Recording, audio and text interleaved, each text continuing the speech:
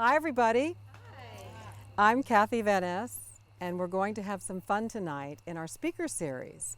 And we're going to be chatting with Mona Simpson, who has a lot to tell us, who's an American author and university professor. She's written 6 novels and is a professor of English at UCLA and at the Sadie Samuelson Levy Professor in Languages, that's a big word late at night, and Literature at Bard College. She won a Whiting, I think I'm saying that right, Whiting Award for her first novel, Anywhere But Here. It was a popular success and was adapted as a film by the same name and released in 1999, I believe with Susan Sarandon and Natalie Portman? Yeah. Very nice. Critical recognition is also included in Chicago Tribune, Heartland Prize, and making a short list for the PEN/Faulkner Award of her novel Off Keck Road 2000. She's also the sister of Steve Jobs, which is must have been a pretty exciting part of her life to be with one of the men who changed the world pretty dramatically. But we're going to talk about Mona tonight. And we're going to talk about what was family like that allowed you the ability to build a career in the literary world. Oh, that's a good question. I know. We're going for the story. You know, I grew up with a single mother, and I don't know what family life was like in terms of becoming a writer. My mom was, what she did is she helped people. She's retired now, but she helped people talk. She was originally a speech therapist and worked in the school system, but eventually specialized in helping stroke victims learn to talk again after they lost their language. And she was very good at that.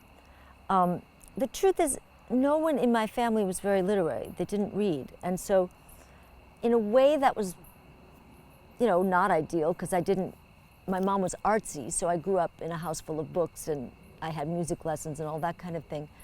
But it was kind of nice in a way because, I remember I got a Guggenheim grant or something at some point in my 20s, and one of my friends said, "Oh, your parents must be proud or pleased," or something. I said, it would have never occurred to me to tell my family because they wouldn't have known what it meant. And in a way, it's nice to have your family not be kind of on the same ladder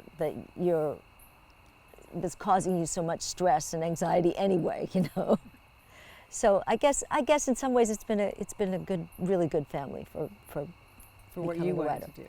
Yeah, it's been a good family because it's a loving family, but they're not in my world. So right, so it made you have some space to be individual. Yeah, completely.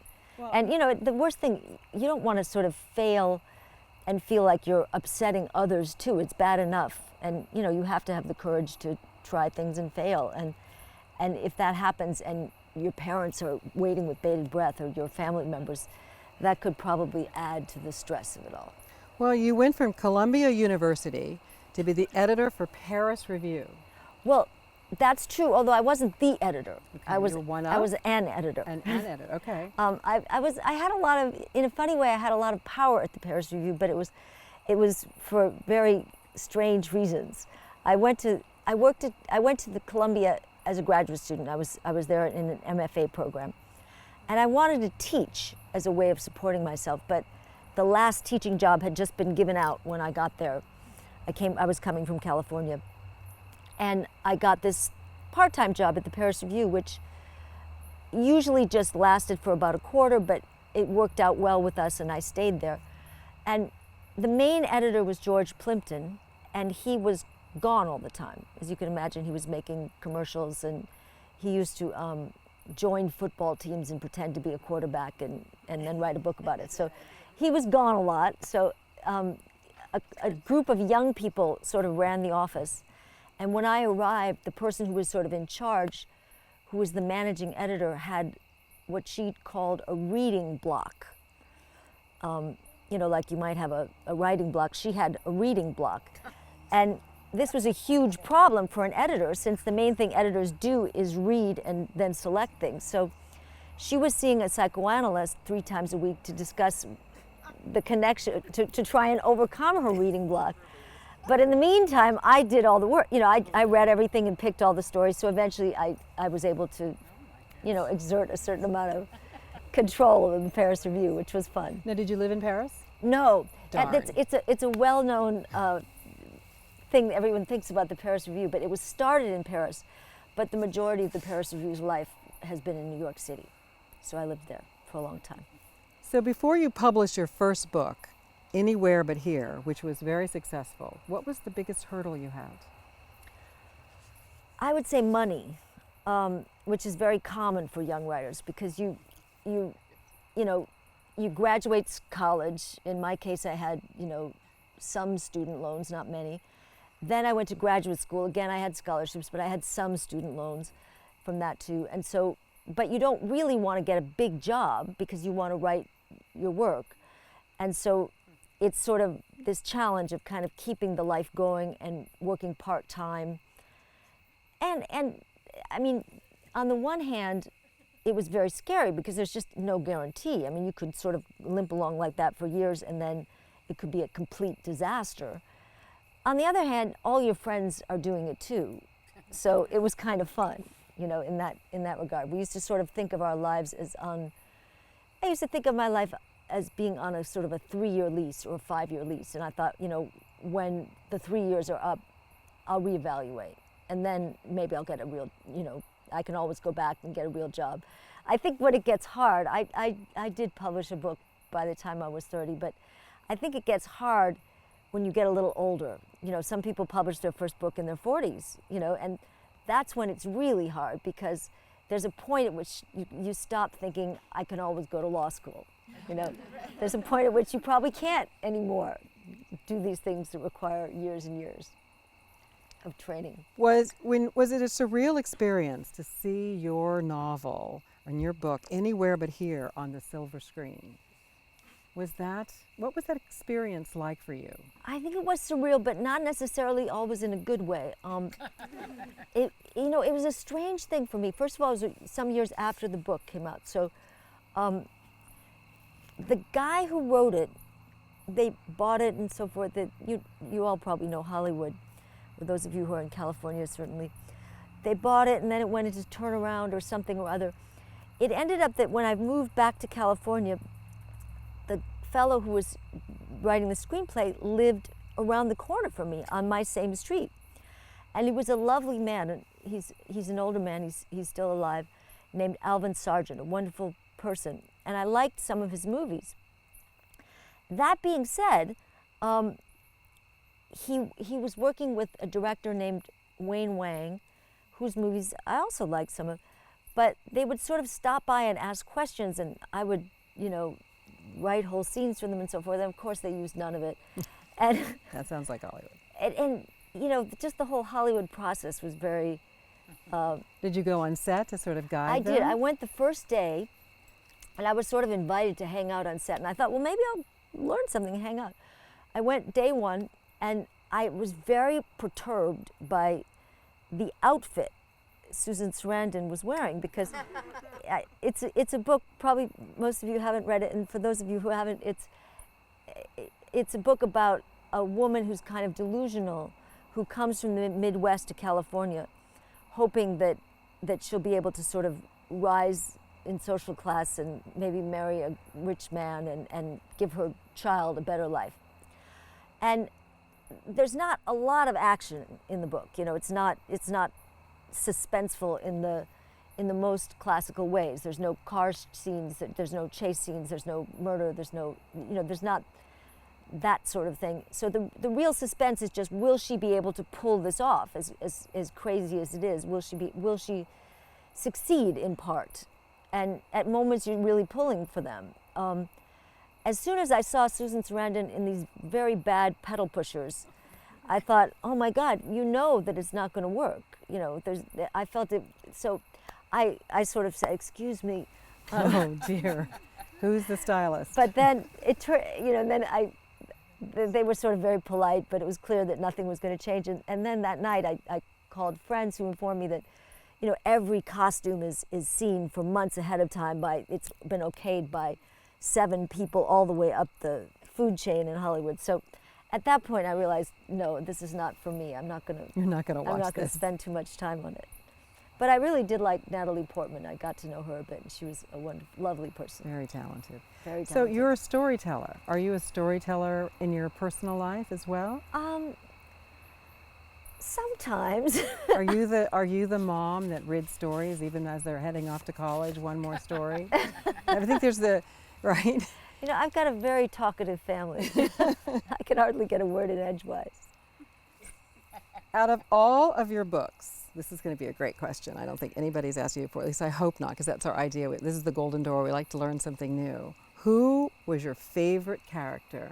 And who was your least favorite character? Oh, that's a really good question. That is a hard question too. It's a good question. Because you love them all, because you wrote them, but you must have one that you just said, wow, she's pretty cool, and they're not so cool. You know, I think they're both in the same book, oddly enough. I think my favorite character and maybe my least favorite character are the two sort of main characters in a novel I wrote, not the most recent, but the penultimate, called My Hollywood, which is about it's about a nanny, an immigrant nanny, who's here working, taking care of small children to pay for her own children's advanced education across the ocean. And I worked very hard to make, I loved her, I loved the character of the nanny, and I worked very hard to make her not sort of the stereotypical warm, folkloric, you know, traditional person, and I worked hard also to make the mother not, I didn't want her to be awful, you know, I didn't want her to be the classic sort of slave and mistress kind of story, but at the same time, I didn't want her to be, since she was sort of the stand-in for me in the sense that she was my ethnicity and my position in life. I was myself a mother who worked. So I didn't also want her to be too goody-goody either, you know, so I wanted her to be a little problematic. And I think my favorite character is the nanny, and my least favorite, I think in going back, I mean, I think just a drop less. People say that when you make your characters as a writer, you're either sort of going for wish fulfillment or the repetition compulsion. So you're either making them sort of fairy tale versions of your life, or in a Freudian way, you're making the characters kind of repeat in a dark way all your obsessions. And you know, if you look at like a romance novel, it's all wish fulfillment. Whereas what we think of as more classically literary novels are a little bit more repetition compulsion. I think I had a drop too much of reality, perhaps. I think the mother could have been a bit more endearing. When I read her now, she seems a little whiny to me. Oh no. But is that odd to go back now after so much time has passed in your books? And would you do things differently? I'm sure everybody would, but well, you know, Henry James at the end of his life rewrote all his novels, and he republished them. Almost all. I mean, he did a set of maybe 12 of his favorite novels, and he republished them, calling them the New York editions, and he wrote prefaces to each one, and they're substantially different. So now we have, of course, because both were published, so we have the original version of The Wings of the Dove and the New York edition of The Wings of the Dove. And if you look at them next to each other, they're quite different. It's quite interesting. Did he get kinder, in your opinion? Or was he more dramatic? I think he was, you know, he became more analytical, more sort of late James winding in a way that I love, but not everybody does. I'm trying to think of a specific difference. I don't think they're usually plot differences so much as just shadings, but they're distinctly different. Oh my I mean, he goodness. distinctly wrote them, and that's the fear. I mean, I feel if I really went back, I would rewrite them, and I don't want to do that. I think it's better to move on. To keep moving on. Yeah. What's a fun fact about your books? Something that we wouldn't know. Something you say, well, I really was going to go this way or went this way. What is there must be some fun, interesting fact about one of your books that we should definitely know. Oh God, that's a hard one. You know, I mean, so many things seem weirdly interesting to me, but you know, whether they'll be interesting to anyone else is $1 million question. I don't know. I don't know what interests people about books in a way. I mean, we were just talking today about Elena Ferrante's novel, and she's very interesting. She's in her later 60s, but she's been writing for a long time, and no one knows who she is. She publishes under a pseudonym, which is intriguing. You know, it's a very intriguing thing, because it sort of allows her to both write probably more autobiographically, because she doesn't have to worry about anyone in her life saying, oh, well, you know, that's me and I'm upset. The way, say, Philip Roth's parents were very upset after Portnoy's complaint for a little while. So, you know, it avoids that problem, and it also just kind of removes the whole question of, is this a woman writing? Is this a man writing? So I don't know how exactly that relates to me, but it's a fun fact. It's a fun fact. Exactly. So, Mona, where are you using your characters? Are your characters people that you actually see in life? Are they completely imaginary, or are you taking things that you know and you've seen and making them into your stories? I think they're both. I mean, they're not fanciful. You know, I'm not writing dystopian novels about, you know, people who don't have kidneys or something. I mean, I'm definitely writing realistic novels, but I think I sort of put characters together. I think definitely there's a way in which, I mean, you know, especially now, I mean, I'm middle-aged, I've been writing a long time. I want to write, at this point, only things I deeply, deeply care about. You know, so I was reading an interview with Jonathan Franzen recently, which said he feels it gets harder as he goes along, because in a way, with your early novels, you have sort of the experience of your life, and even if you don't write the story of your life, you're sort of writing out of those particular pains and passions and wishes, and, you know, out of all that. And as you get older, it's sort of your deepest issues you're grappling with in your fiction. So I think that's where, you know, it comes from. I'm going to take just a bit of a different direction. You're going to Sure. like this. I love to go to bookstores. I've always loved to go to bookstores, kind of wander among the musty smell of the pages. Me too. And touch the leaves and the covers and see who designed the covers. But today, there's many less bookstores and many less happenings. So many less bookstores. And so many fewer bookstores.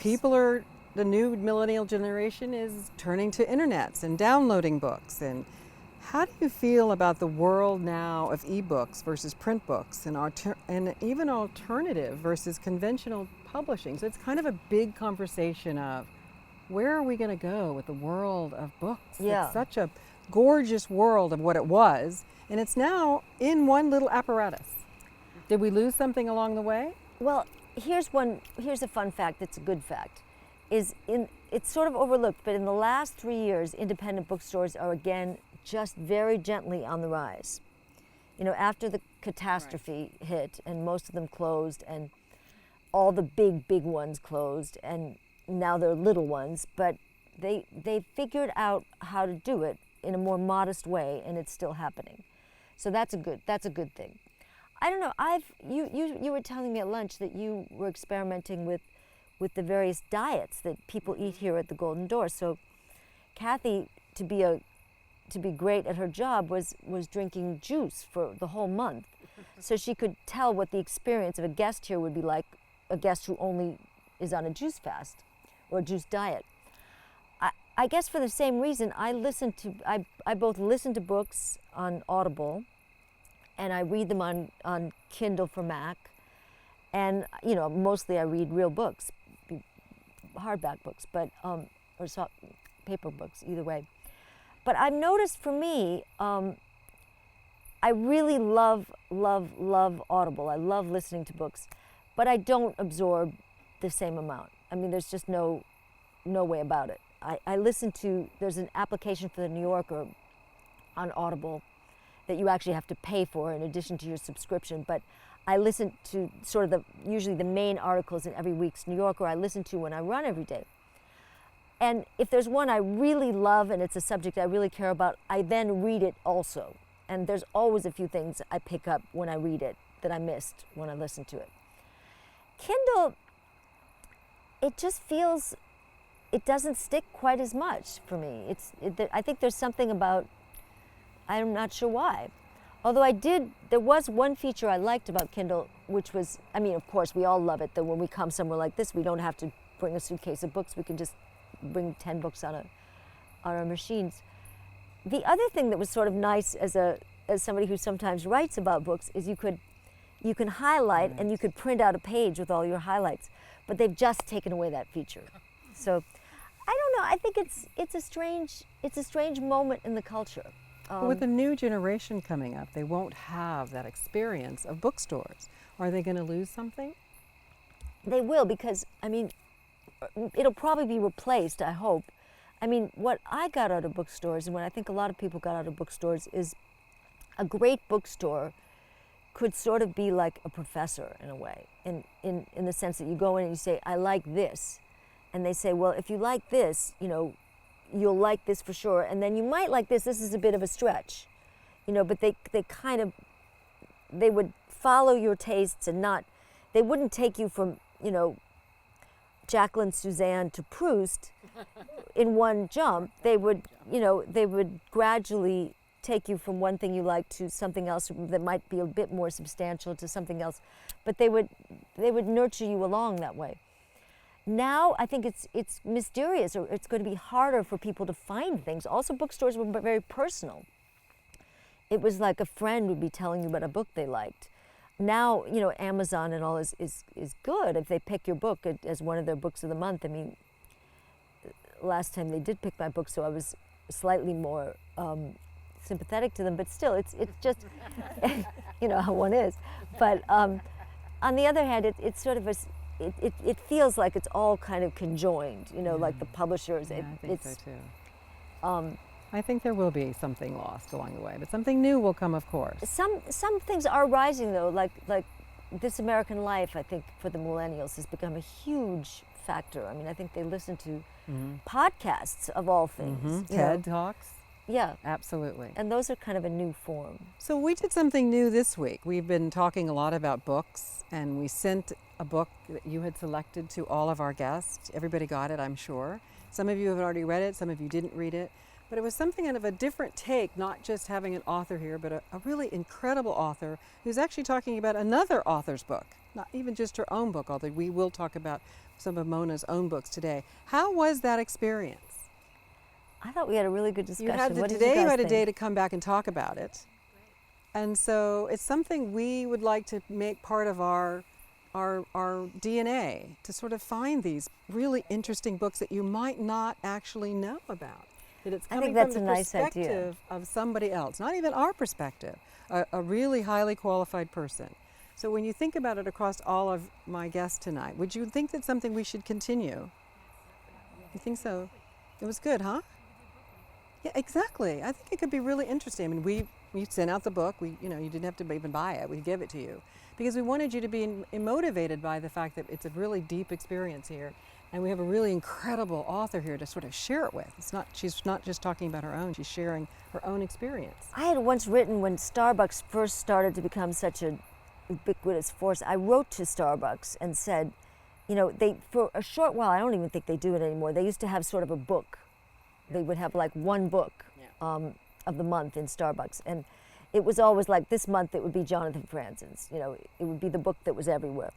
And I wrote to them and said, you should really find local people in each county or something and find a book that has something to do with the particular, you know, place where it is, and find more offbeat books.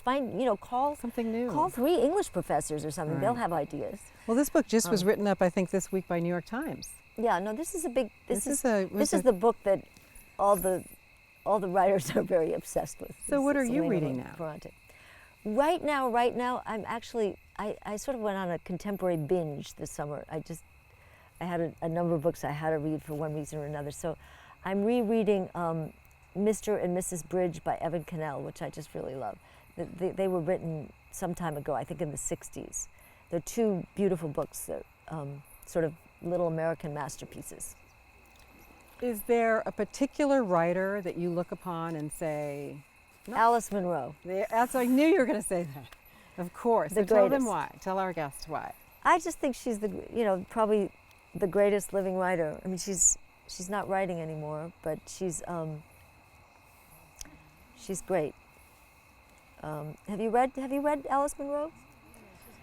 She's a wonderful Canadian short story writer. I was there. It was amazing. Yeah. Listening to her was unbelievable. No, she's really She's amazing. very real and deep. It's incredible. She's really great. Yeah. She won the Nobel Prize a couple years ago, but Yeah. she's been writing. She doesn't. Not everyone's read her. If you haven't read her, it's probably because she writes short stories, and there's a way in which sometimes short story writers don't get the attention that novelists do, which is not right or fair, or it's crazy. But and for a long time she was kind of a writer's writer, because I think it was really because she's in her 80s now. So when she started out, I think there was still a lot of prejudice against women. There, not prejudice in publishing. Women have always done well because publishing is female dominated in terms of who are the editors. But even more importantly than that, book buyers are primarily female. So women have had okay luck with publishing, but never quite in terms of the prestige. You know, in this country, at least, when Thoreau and Emerson were going off to the woods, and no one was really, in Melville and Hawthorne, no one was really reading them, there were female novelists who were being widely read. And the Atlantic Monthly was sort of created to get the attention back on the men. That was sort of the original intention. Of course, it's all changed since then. But she's a wonderful writer. She's a wonderful Alice writer. Munro. Yeah, absolutely. I also love, I don't know why I'm talking about older writers who are barely writing anymore, but another great writer is William Trevor, the Irish short story writer. I love him. And I loved W.B. Sebald. That's amazing. He's great. If you could go back in time and tell yourself any piece of advice, what would it be? Oh, the lists could go on and on and on. You know, it's hard to be young. It's hard to be young. Do you all feel that? I mean, who can remember? I don't know. I do teach, so I see a lot of young people, and I feel like, you know, as much as possible, just really do what you want to do and try to avert your darkest insecurities. Just forget them, you know, go away from them. Keep doing your work. Believe in yourself. Surround yourself with people who care about what you do. Community is really important. Richard Ford said this great thing once. He said, advice to young writers is, marry somebody who thinks you're being a writer is a really good idea. And I think Very that's clever. true for about everything in life. You know, surround yourself with intimates who really think what you care about is a really worthwhile thing to care about and really is important and valuable. So if you could create a slogan, since you're a writer, of course. I told her I was going to ask her all these different questions. It wasn't just going to be books. If you could create a slogan for life, what would it be?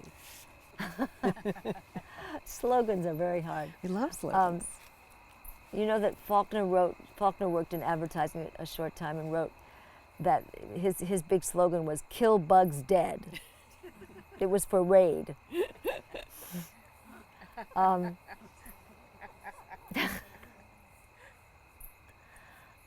That's very hard. I don't know. I'm not given to slogans, to aphorisms as much, but I do think I don't know. Keep the faith or something. That's a good one. So what's next for Mona? I am working weirdly on 2 novels at the moment, which I've never done before. I've read that other people have done it, and I've always thought, how crazy. But actually, it's kind of great. All it means, I'm really mainly working on 1 novel, but what it means is there's another one I know I'll write, and I'll probably write it right after I finish this one. But it means that when I hit a day where I've gone as far as I can in a couple hours,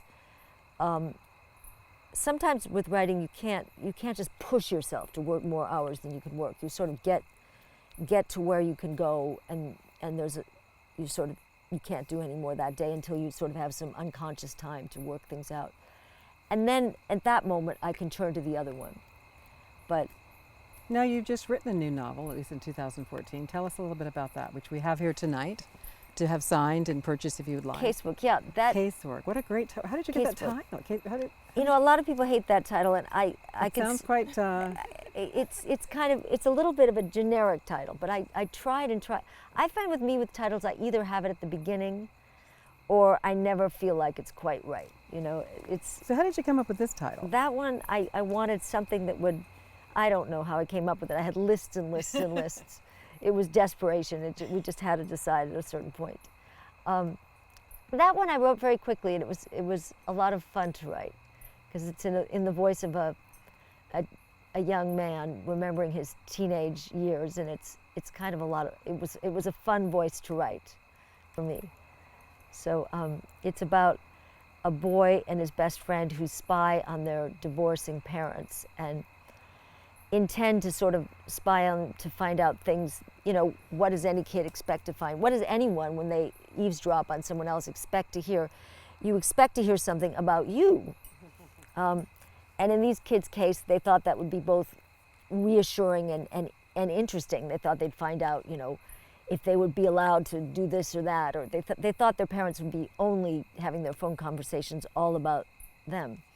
But much to their surprise, there were other things going on in the parents' lives, and they sort of get a little bit of a hint of a mystery that they then, in a young kind of way, investigate and really find more than they bargained for, and then have to decide what they're going to do with this information. Very interesting book. Fun. Actually, a great book to read, I have to say. Thank you. So, you know, every time we have a guest here, one of the last questions we have, because we know maybe you all might have some questions as well, is what would be the golden nugget that you would leave us? First of all, we love you. We think you're so smart, and we're so glad you're here. I mean, I've gotten to speak to you so many times, and I've actually followed some of your book suggestions. Quite good. But for tonight, with all of our incredible guests out here on Heroba Court, and isn't it beautiful tonight? The crickets going and the frogs. What golden nugget could we leave our guest with tonight? I don't know. That's better than a slogan. I'm looking at our crowd and just thinking about us, you know, because I've gotten to know some of the people here this week, and I think, you know, this is not. We're not students. You know, we're all in our lives now. We're all doing what we want to be doing. We're all sort of living out the choices we've made, and I think now is the time. I mean, now is our time. And it's surprising. You all seem to be doing something you're really committed to. Everyone here seems to have a path already. It's not a question of sort of finding what's meaningful to you. You know what's meaningful to you, and so I think that's what I think is important now. We just do it full out. Full out, I like that. That's a good one. Do it for full the rest out of the time. For the rest of the time. And I mean, I think women's lives have changed enough that we can. You know, our women in our world can. We're incredibly lucky, and it would be a squandering of our luck and privilege, and almost ridiculous luck and privilege to not go full out, to do what we believe is meaningful. Well, I hope you come back. Thank you. I hope in 2016 I can pick up the phone and say, please come back and give us another great book to read. Maybe the same week, right, everybody? Come back and have a new book. And the same group. And the same group would all be here, and we could do a whole new book.